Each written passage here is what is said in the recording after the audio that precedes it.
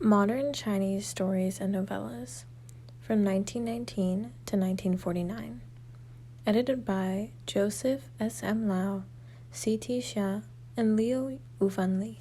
When I was in Hsia Village by Ding Ling. Because of the turmoil of the political department, Comrade Mo Yu decided to send me to stay temporarily in the neighboring village.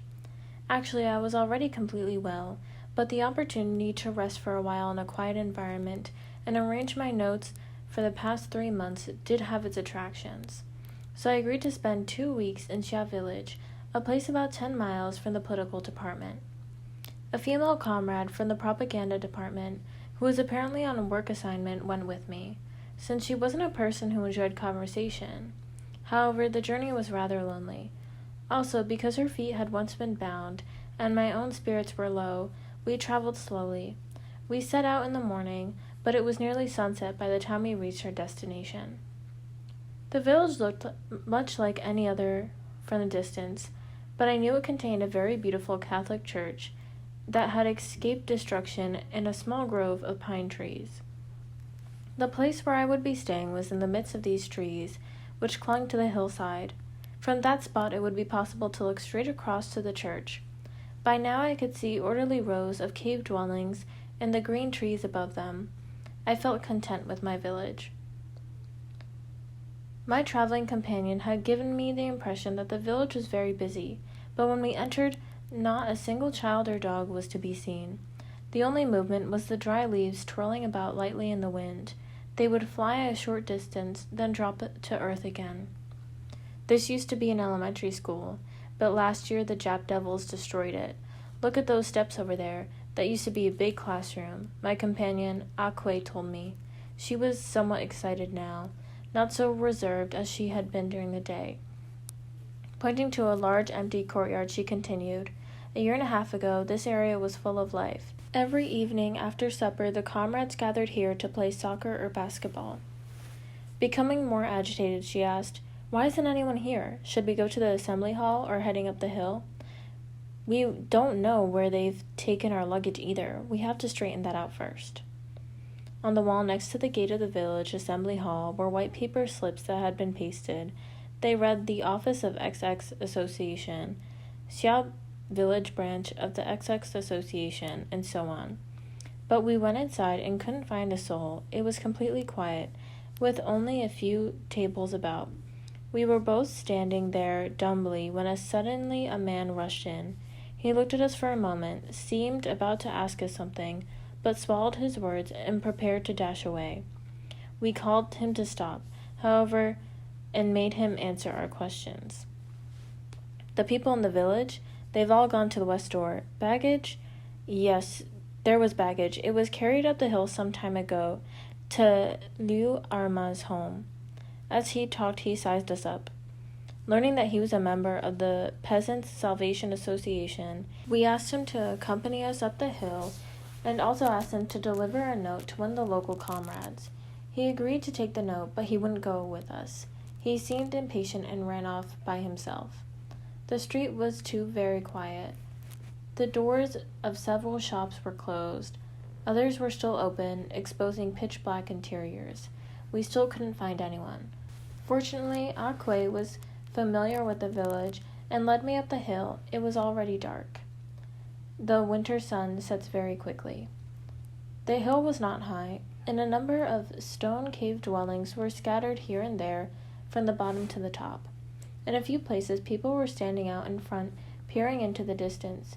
Akwe knew very well that we had not yet reached our destination, but whenever we met someone, she asked, "Is this the way to Liu Arma's house? How far is it to Liu Arma's house? Could you please tell me the way to Liu Arma's house?" Or she would ask, "Did you notice any baggage being sent to Liu Arma's house? Is Liu Arma home?" The answers we received always satisfied us, and this continued right up into the most distant and highest house, which was the Liu's family. 2 small dogs were the first to greet us. Then a woman came out and asked who we were. As soon as they heard it was me, 2 more women came out. Holding a lantern, they escorted us into the courtyard then into a cave on the side toward the east.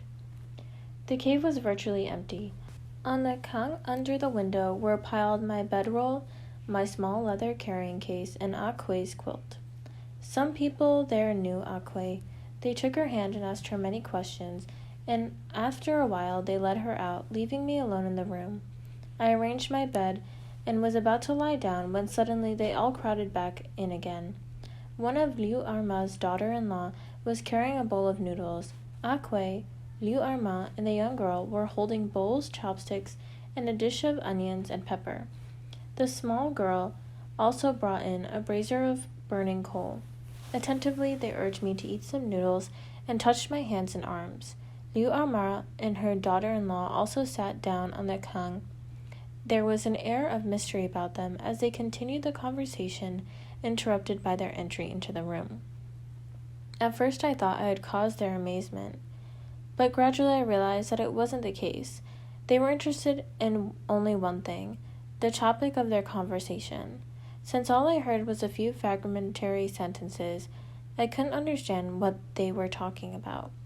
This was especially true of what Liu Arma said because she frequently lowered her voice, as if afraid that someone might overhear her. Akwe had changed completely. She now appeared capable and quite talkative. She listened closely to what others were saying and seemed able to grasp the essence of their words. The daughter-in-law and young girl said little. At times they added a word or two, but for the most part they just listened intently to what Akwe and Liu Arma were saying. They seemed afraid to miss a single word. Suddenly, the courtyard was filled with noise. A large number of people rushed in, and they all seemed to be talking at once. Liu Arma and others climbed nervously off the kang and hurried outside. Without thinking, I followed along behind them to see what was happening. By this time, the courtyard was in complete darkness. 2 red paper lanterns bobbed and weaved above the crowd. I worked my way into the throng and looked around. I couldn't see anything. The others, too, were squeezing in for no apparent reason. They seemed to want to say more, but they did not. I only heard simple exchanges that confused me even more. Yuwa, are you here too? Have you seen her yet? Yes, I've seen her. I was a little afraid. What is there to be afraid of? She's just a human being, and prettier than ever, too. At first I was sure they were talking about a new bride, but people said that wasn't so. Then I thought there was a prisoner present, but that was wrong, too. I followed the crowd to the doorway of the central cave, but all there was to see was more people tightly packed together. Thick smoke obscured my vision, so I had no choice but to back away. Others were leaving by now too, and the courtyard was much less crowded. Since I couldn't sleep, I set about arranging my carrying case by the lantern light. I paged through several notebooks, looking at photographs and sharpening some pencils. I was obviously tired, but I felt the kind of excitement that comes just before a new life begins. I prepared a time schedule for myself and was determined to adhere to it, beginning the very next day. At that moment, there was a man's voice at the door. "Are you asleep, comrade?" Before I could reply, the fellow entered the room. He was about 20 years old, a rather refined-looking country youth. "I received Director Mo's letter some time ago. This area is relatively quiet. Don't worry about a thing. That is my job. If you need something, don't hesitate to ask Liu Arma. Director Mo said you wanted to stay here for 2 weeks. Fine. If you enjoy your visit, we'd be happy to have you stay longer. I live in a neighboring cave just below these. If you need me, just send someone to find me." He decided to come up on the kang since there was no bench on the floor to sit on. I jumped down from the kang and said, "You must be Comrade Ma. Did you receive the note I sent you? Please sit down and talk for a while." I knew that he held a position of some responsibility in the village. As a student, he had not yet finished junior high school. "They tell me you've written a lot of books," he responded. "It's too bad we haven't bought them. I haven't seen a single one." As he spoke, he looked at my carrying case that was lying on the kang. The topic of our conversation turned to the subject of local level of study. Then he said, "After you've rested for a few days, we'll definitely invite you to give a talk. It can be to a mass meeting or to a training class. In any case, you'll certainly be able to help us. Our most difficult task here is cultural recreation." I had seen many young men like him in the front. When I first met them, I was always amazed. I felt that these youths, who were somewhat remote from me, were really changing fast. Changing the subject, I asked him what was going on just now. "Chen Chen, the daughter of Liu Tama, has returned," he answered. "I never thought she could be so great." I immediately sensed a joyful, radiant twinkle in his eyes. I was about to ask another question. He added, "She's come back from the Japanese area. She's been working there for over a year." "Oh my," I gasped. He was about to tell me more when someone outside called for him. All he could say was that he'd be sure to have Chen Chen call on me the next day. As if to provoke my interest further, he added that Chen Chen must certainly have a lot of material for stories. It was very late when Akwe came back. She lay down on the kyang and could not sleep. She tossed and turned and sighed continuously. I was very tired, but I still wished that she would tell me something about the events of this evening. "No, comrade," she said. "I can't talk about it now. I'm too upset. I'll tell you tomorrow." How miserable it is to be a woman. After this, she covered her head with her quilt and lay completely still, no longer sighing. I didn't know when she finally fell asleep. Early the next morning, I stepped outside for a stroll, and before I knew it, I walked down to the village. I went into a general store to rest and buy red dates for Liu Arma to put in the rice porridge. As soon as the owner learned that I was living with Liu Arma, his small eyes narrowed and he asked me in a low, excited voice, "Did you get to look at her niece? I hear her disease has even taken her nose, but that's because she was abused by Jap devils." Turning his head, he called to his wife, who was standing in the inner doorway. "She has nerve coming home. It's revenge against her father, Liu Fusheng. That girl has always been frivolous. You saw the way she used to roam around the streets. Wasn't she Hsia's Tapao's old flame? If he hadn't been poor, wouldn't she have married him a long time ago?" As she finished speaking, the old woman lifted her skirts and came into the store. The owner turned his face back towards me and said, "There are so many rumors." His eyes stopped blinking and his expression became very serious. It said that she had slept with at least 100 men. I have heard she even became the wife of a Japanese officer. Such a shameful woman should not be allowed to return. Not wanting to argue with him, I held back my anger and left. I didn't want to look back, but I felt he had narrowed again his eyes and was feeling smug as he watched me walk away. As I neared the corner of the Catholic church, I overheard a conversation by two women who were drawing water from the well. One said she definitely sought out Father Lu and told him she definitely wanted to be a nun. When Father Lu asked him for the reason, she didn't say a word, just cried. Who knows what she did? Now she's worse than a prostitute. Yesterday they told me she walks with a limp. How can she face people? Someone said she's even wearing a gold ring that a Jap devil gave her. I understand she's been as far away as Tatong and has seen many things. She can even speak Japanese. My walk was making me unhappy, so I returned home. Since Akwe had already gone out, I sat alone in my room and read a small pamphlet. After a while, I raised my eyes and noticed two large baskets for storing grain sitting near the wall. They must have had a long history because they were as black as the wall itself. Opening the movable portion of the paper window, I peered out at the gray sky. The weather had changed completely from what it had been when I arrived the day before. The hard ground of the courtyard had been swept clean, and at the far edge, a tree with a few withered branches stood out sparkling against the leaden sky. There wasn't a single person to be seen. I opened my carrying case, took out a pen and paper, and wrote 2 letters. I wondered why Akwe had not yet returned. I had forgotten that she had work to do. I somehow was thinking that she'd come to be my companion.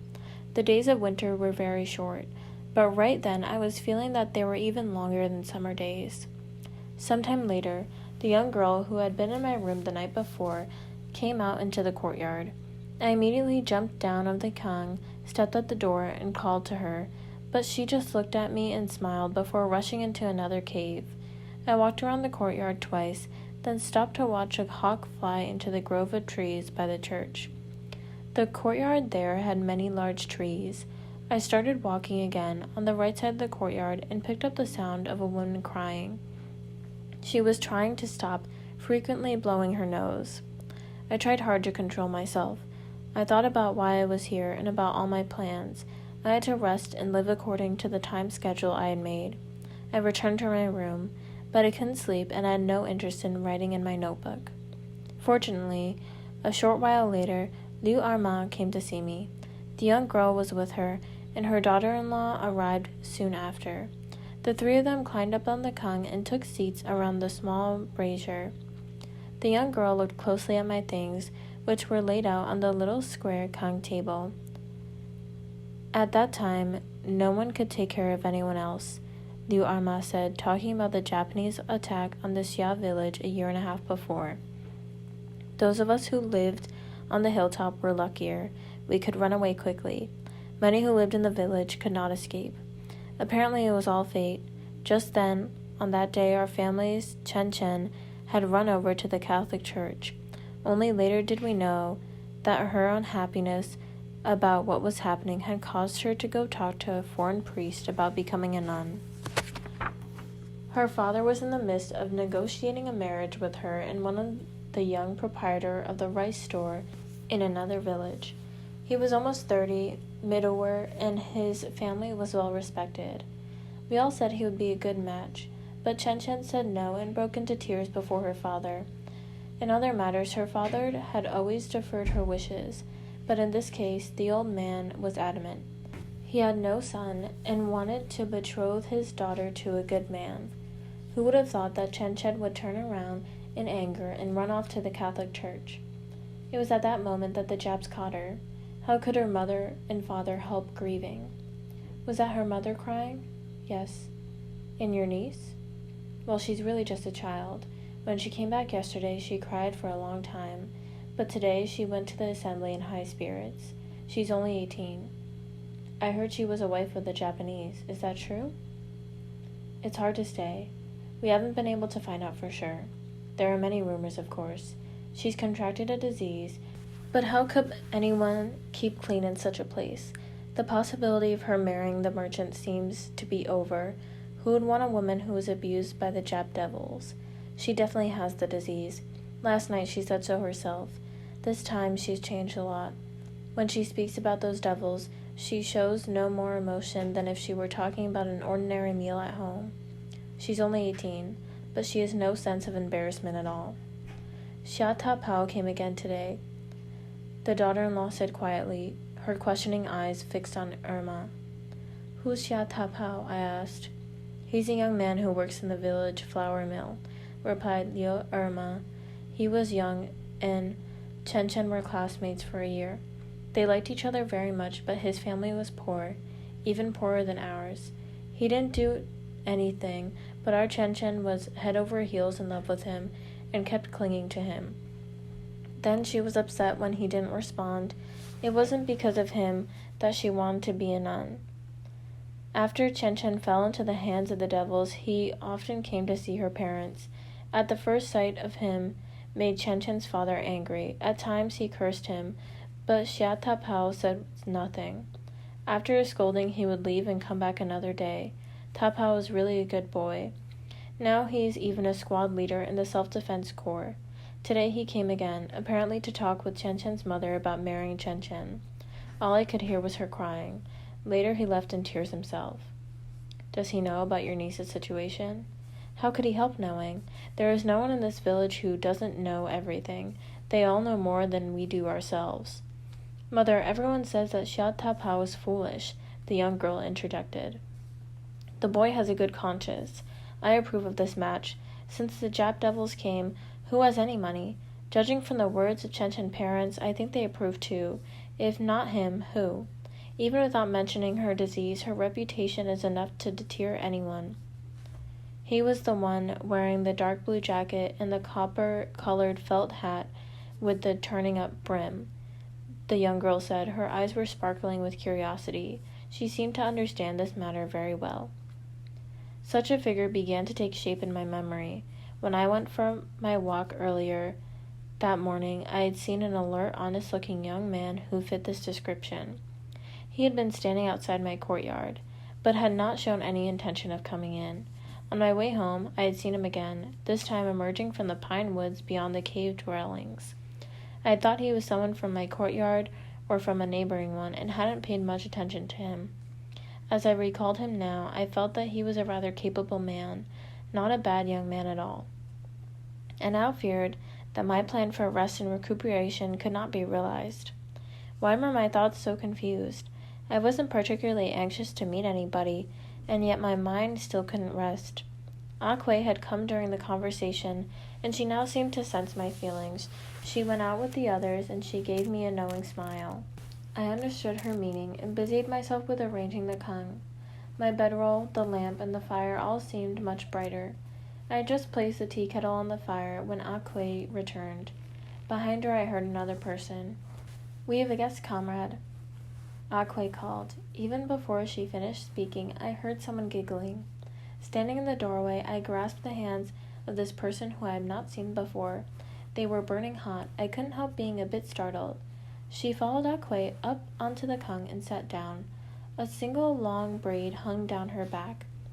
In the eyes of the new arrival, this cave, which depressed me, seemed to be something new and fresh. She looked around at everything with an excited glint in her eyes. She sat opposite me, her body tilted back slightly and her two hands spread apart on the bedroll for support. She didn't seem to want to say anything. Her eyes finally came to rest on my face. The shadows lengthened her eyes and made her chin quite pointed. But even though her eyes were in a deep shadow, her pupils shone brightly in the light of the lamp and the fire. They were like two open windows in a summer home in the country, clear and clean. I didn't know how to begin the conversation without touching an open wound and hurting her self-respect. So my first move was to pour her a hot cup of tea. It was Chen Chen who spoke first. "Are you a southerner?" "I think so. You aren't like the people from this province." "Have you seen many southerners?" I asked, thinking it best to talk about what she wanted to talk about. "No," she said, shaking her head, her eyes still fixed on me. "I have only seen a few. They always seem a little different. I like you people from the South. Southern women, unlike us, can read many, many books. I want to study with you. Will you teach me?" I expressed my willingness to do so, and she quickly continued. "Japanese women can also read a lot of books. All those devil soldiers carried a few well-written letters, some from wives, some from girlfriends. Some were written by girls they didn't even know. They would include a photograph in some syrupy language. I didn't know if those girls were sincere or not, but they always made the devils hold their letters to their hearts like precious treasures." "I understand that you can speak Japanese," I said. "Is that true?" Her face flushed slightly before she replied, in a very open manner. "I was there for such a long time. I went around and around for over a year. I can speak a fair amount. Being able to understand their language had a lot of advantages." "Did you go to a lot of different places with them?" "I wasn't always with the same unit. People think that because I was the wife of a Jap officer, I enjoyed luxury. Actually, I came back here twice before. Altogether, this is my third time. I was ordered to go on this last mission. There was no choice. I was familiar with the area, the work was important, and it was impossible to find anyone else in a short time. I won't be sent back anymore. They are going to treat my disease. That's fine with me because I miss my dad and my mom, and I'm glad to be able to come back and see them. My mother, though, is really hopeless. When I'm not home, she cries. When I'm there, she still cries." "You must have known many hardships." "She has endured unthinkable suffering," Akwe interrupted, her face twisted in a painful expression. In a voice breaking with emotion, she added, "It's a real tragedy to be a woman, isn't it, Chen Chen?" She slid over next to her. "Suffering?" Chen Chen asked, her thoughts apparently far, far away. "Right now I can't say for certain. Some things were hard to endure at a time, but when I recall them now, they don't seem like much. Other things were no problem to do when I did them, but when I think about them now, I'm very sad. More than a year. It's all past. Since I came back this time, a great many people have looked at me strangely. As far as the people of this village are concerned, I'm an outsider. There are some very friendly to me, others avoid me. The members of my family are just the same. They all like to steal looks at me. Nobody treats me the way they used to. Have I changed? I thought about this a great deal, and I don't think I've changed at all. If I've changed, maybe it's that my heart has become somewhat harder. But could anyone spend time in such a place and not become hard-hearted? People have no choice. They are forced to be like that. There was no outward sign of her disease. Her complexion was so ruddy. Her voice was clear, and she showed no signs of inhibition or rudeness. She did not exaggerate. She gave the impression that she had never had any complaints or sad thoughts. Finally, I could restrain myself no longer and asked her about her disease. People are always like that. Even if they find themselves in worse situations, they can brace themselves and see it through. Can you just give up and die? Later, after I made contact with our own people, I became less afraid. As I watched the Jap devils suffer and defeat in battle, the guerrillas take action on all sides as a result of the tricks I was playing, I felt better by the day. I felt that even though my life was hard, I could still manage.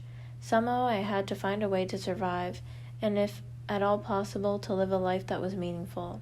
That's why I'm pleased that they intend to treat my disease. It will be better to be cured. Actually, the past few days I haven't felt too bad. On the way home, I stayed at Changchi for 2 days and was given 2 shots and some medicine to take orally. The worst time was in the fall. I was told that my insides were rotting away. And then, because of some important information and the fact that no one could be found to take my place, I had to go back. That night I walked alone in the dark for 10 miles. Every step was painful. My mind was filled with the desire to sit down and rest. If the work hadn't been so important, I definitely wouldn't have gone back, but I had to. I was afraid I might be recognized by the Jap devils, and was also worried about missing my rendezvous. After it was over, I slept for a full week before I could pull myself together. It really wasn't that easy to die, is it? Without waiting for me to respond, she continued on with her story. At times she stopped talking and looked at us. Perhaps she was searching for reactions on our faces, or maybe she was thinking of something else. I could see that Akwe was more troubled than Chen Chen. For the most part she sat in silence. When she did speak, it was only for a sentence or two. Her words gave voice to the limitless sympathy for Chen Chen, but her expression stayed silent, revealed more clearly how moved she was by what Chen Chen was saying. Her soul was being crushed. She herself was feeling the suffering that Chen Chen had known before. It was my impression that Chen Chen had no intention whatever of trying to elicit sympathy from others, even as others took it upon themselves as part of the misfortune she had suffered. She seemed unaware of it. But that very fact made others feel even more sympathetic. It would have been better, instead of listening to her recount the events of this period with calmness that almost made you think she was talking about someone else, you could have heard her cry. Probably you would have cried with her, but you would have felt better. After Akwe began to cry, Chen Chen turned to comfort her. There were many things that I wanted to discuss with Chen Chen, but I couldn't bring myself to say anything. I wished to remain silent. After Chen Chen left, I forced myself to read by the lamp for an hour. Not once did I look at Akwe or ask her a question, even though she was lying very close to me, though she tossed and turned and sighed all the time, unable to fall asleep. After this, Chen Chen came to talk with me about every day. She did not talk about herself alone. She very often showed great curiosity about many aspects of my life that were beyond her own experiences. At times, when my words were far removed from her life, it was obvious that she was struggling to understand, but nevertheless she listened intently. The two of us took walks together down to the village. The youth were very good to her. Naturally, they were all activists. People like the good general store owner, however, always gave us cold, steely stares. They disliked and despised Chen Chen. They even treated me as someone not of their kind. This was especially true of the women, who, all because of Chen Chen, finally developed some self-respect and perceived themselves as saintly pure. They were proud about never having been raped. After Akwe left the village, I grew even closer to Chen Chen. It had seemed that neither of us could be without the other. Soon as we were apart, we thought of each other. I, like everyone who was enthusiastic and lively, can be really happy or sad, and at the same time are straightforward and candid. Chen Chen was just such a person. Our conversations took a great deal of time, but I always felt that they were beneficial to my studies and to my personal growth. As days went by, however, I discovered that Chen Chen was not completely open about something. I did not resent this. Moreover, I was determined not to touch upon this secret of hers. All people have things very deeply in their hearts that they do not want to tell others.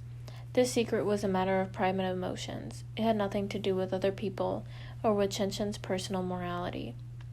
A few days before my departure, Chen Chen suddenly began to appear very agitated. Nothing special seemed to have happened, and she showed no desire to talk to me about anything new. Yet she frequently came to my room, looking disturbed and restless. After sitting for a few minutes, she would get up and leave. I knew she had not eaten well for several days and was often passing up meals. I had asked her about her disease and knew that the cause of her uneasiness was not simply physical. Sometimes, after coming to my room, she would make a few disjointed remarks. At other times, she put on an attentive expression, as if asking me to talk. I could see that her thoughts were elsewhere, on things that she didn't want others to know. She was trying to conceal her emotions by acting as if nothing was wrong. Twice I saw that capable young man come out of Chen Chen's home. I had already compared my impression with him with Chen Chen, and I sympathized with him deeply. Chen Chen had been abused by many men and had contracted a stigmatized, hard-to-cure disease, but he still patiently came to see her and sought the approval of her parents to marry her. He didn't look down on her. He did not fear the derision of the rebukes of others. He must have felt she needed him more than ever. He understood what kind of attitude a man should have towards the woman of his choice at such a time and what his responsibilities were. But what of Chen Chen? Although naturally there were many aspects of her emotions and her sorrows that I had not learned during this short period, she had never expressed any hope that a man would marry her, or, if you will, comfort her. I thought she had become so hard because she had been hurt so badly. She seemed to not want anything from anyone. It would be good if love, some extraordinary sympathetic commiseration, would warm her soul. I wanted her to find a place where she could cry this out. I was hoping for a chance to attend the wedding in this family. At the very least, I wanted to hear of an agreement to marry before I left. What is Chen Chen thinking of? I asked myself. This can't be delayed indefinitely, and it shouldn't be turned into a big problem. One day, Liu Ama, her daughter-in-law, and her young daughter all came to see me. I was sure they intended to give me a report on something, but when they started to speak, I didn't allow them the opportunity to tell me anything. If my friend didn't confide in me, I didn't ask her about it directly. Then I felt that it would be harmful to her, to myself, and to our friendship to ask others about it. That same evening, at dusk, the courtyard was again filled with people milling about. All the neighbors were there, whispering to one another. Some looked sad, but there were also those who appeared to find all this exciting. The weather was frigid, but curiosity warmed their hearts. In the severe cold, they drew in their shoulders, hunched their backs, thrust their hands into their sleeves, puffed out their breath, and looked at each other as if they were investigating something very interesting. At first all I heard was the sound of quarreling coming from Liu Tama's dwelling. Then I heard Liu Tama crying. This followed by the sound of a man crying. As far as I could tell, it was Chen Chen's father. Next came the crash of dishes breaking. Unable to bear it any longer, I pushed my way through the curious onlookers and rushed inside. You have come at just the right time, Liu Arma said as she pulled me inside. You talk to her, Chen Chen. Chen Chen's face was hidden by her long disheveled hair, but two wild eyes could be seen peering out of the people gathered there. I walked over to her and stood beside her, but she seemed completely oblivious to my presence. Perhaps she took me as one of the enemy and not worth a moment's concern.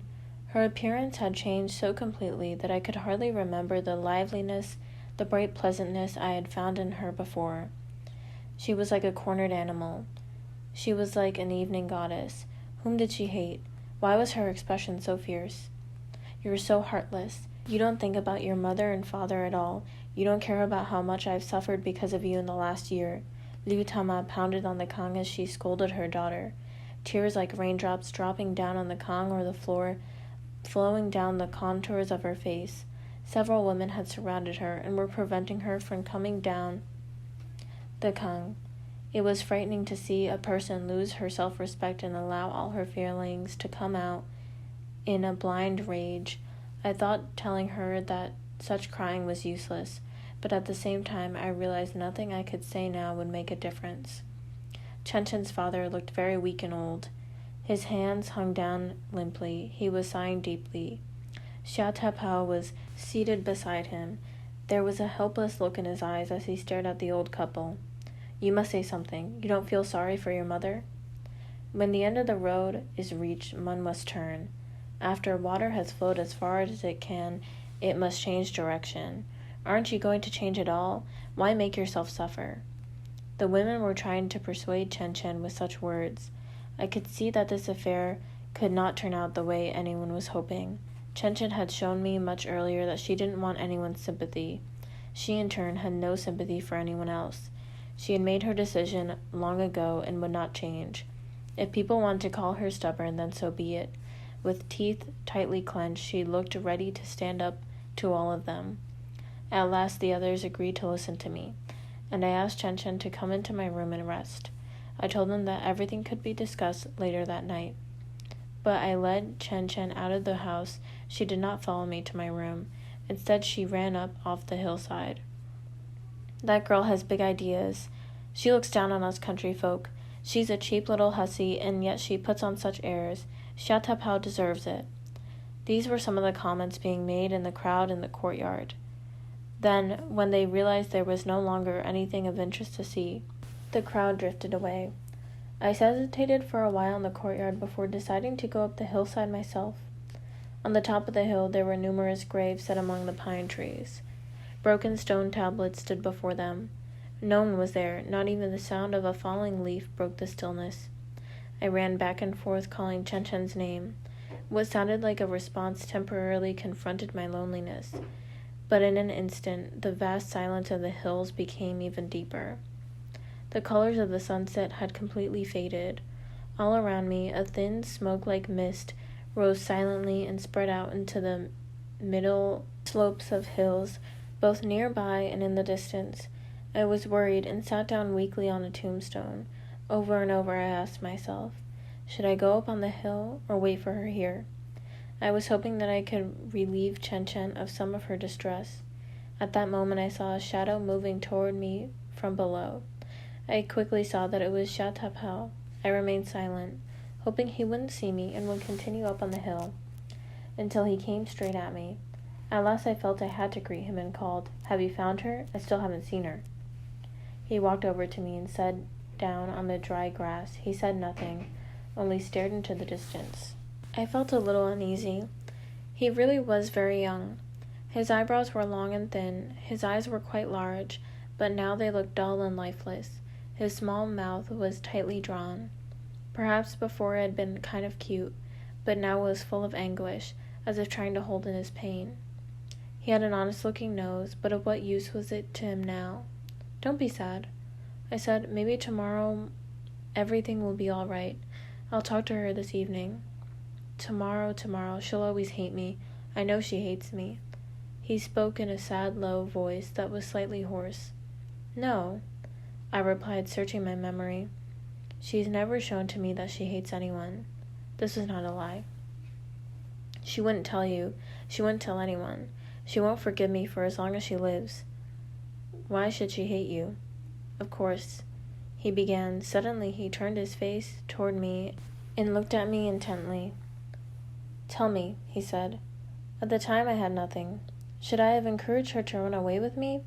Is this all my fault? Is it?" He didn't wait for my answer. As if speaking to himself, he went on, "It is my fault. Could anyone say that I did the right thing?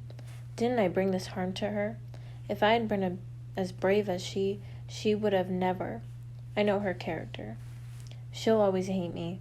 Tell me, what should I do? What would she want me to do? How can I make her happy? My life is worthless. Am I even the slightest use to her? Can you tell me? I simply don't know what I should do. How miserable things are. This is worse than being captured by Jap devils. Without a break, he continued to mumble on and on. When I asked him to go back home with me, he stood up, and we took several steps together. Then he stopped, saying that he heard a sound, coming from the very top of the hill. There was nothing to do but encourage him to go up, and I watched until he had disappeared into the thick pines. Then I started back. By now it was almost completely dark. It was very late when I went to bed that night. I still hadn't received any news. I didn't know what had happened to them. Even before I ate breakfast the next morning, I finished packing my suitcase. Comrade Ma had promised that he'd be coming this day to help me move, and I was all prepared to return to the political department, then go on to XX. The enemy was about to start another mopping up campaign, and my health would not permit me to remain in this area. Director Mo had said that the ill definitely had to be moved out first, but I felt uneasy. Should I try to stay? If I did, I could be a burden to others. What about leaving? If I went, would I ever be able to return? As I was sitting on my bedroll pondering these questions, I sensed someone slipping quietly into my room. With a single thrust of her body, Chen Chen jumped onto the kang and took a seat opposite of me. I could see that her face was slightly swollen. Then I grasped her hands and she spread them over the fire. The heat had made such an impression on me before once again distressed me. Then and there I realized how serious her disease was. Chen Chen, I said, I'm about to leave. I don't know when we'll meet again. I hope you'll listen to your mother. I have come to tell you, she interrupted, that I am leaving tomorrow too. I want to leave home as soon as possible. Really? I asked. Yes, she said, her face again revealing that special vibrancy. They've told me to go in for medical treatment. Ah. I sighed, thinking that perhaps we could travel together. Does your mother know? No, she does not know yet. But if I say that I'm going for medical treatment, that after my disease will be cured I'll come back, she'll be sure to let me go. Just staying at home doesn't have anything to offer, does it? At this moment, I felt that she had a rare serenity about her. I recalled the words that Hsia Tapa had spoken to me the previous evening and asked her directly, Has the problem with your marriage been resolved? Resolved? Oh well, it's all the same. Didn't you heed your mother's advice? I still didn't dare express my hopes for her.